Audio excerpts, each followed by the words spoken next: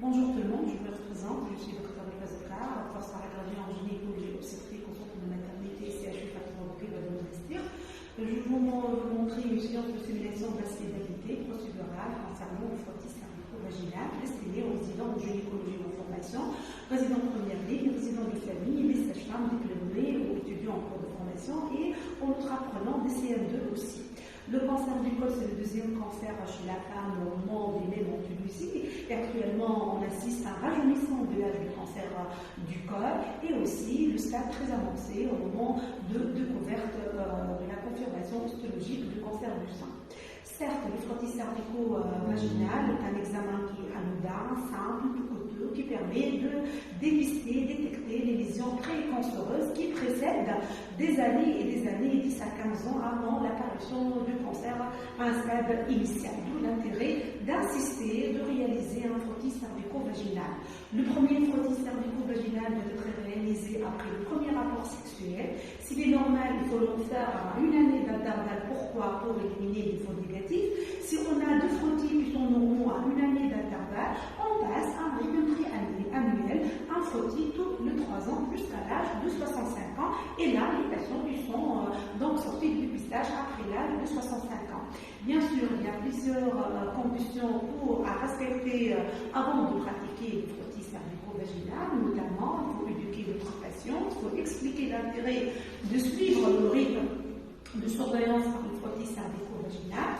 Les conditions requises sont les suivantes: l'absence d'un saignement, donc en dehors de règles, l'absence d'une infection, en dehors des décorés ou l'épisode infectieux, donc l'absence d'un rapport sexuel la veille. Il faut dire à la patiente qu'il ne faut pas faire un rapport sexuel la veille du frottis cervico-vaginal, et l'absence aussi d'une toilette intime le matin avant de faire le frottis cervico-vaginal, et l'absence aussi de lubrification. Il ne faut pas lubrifier pendant la mise du spéculum si on souhaite faire un frottis chez le patient. Donc, la question en position gynécologique, de préférence ici rectum cuisson vide, après avoir bien rassuré la patiente et expliqué, un bon éclairage, après la mise d'un spéculum pour voir donc l'orifice externe du col. Donc, il faut voir l'orifice externe du col, l'aspect macroscopique de l'exocole. Vous voyez ici c'est l'exocole et l'endocole. Donc, on va prendre donc une spatule. Donc, une scapule ou mieux une cytobroche, d'accord? On va essayer par la cytobroche.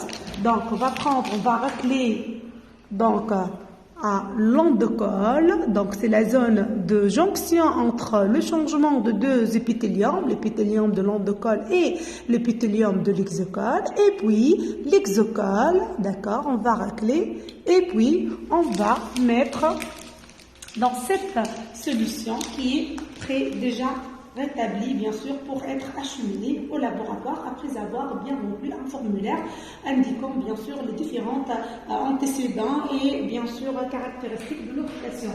À défaut, on reste classique par une spatule. On va racler l'endocole, la zone de jonction. On prend une lame, on va étaler doucement les cellules qu'on a raclées. Donc, donc une seule marche. Il ne faut pas retourner en arrière. Pourquoi? Pour ne pas léser les cellules. Et puis, on va racler l'exocole.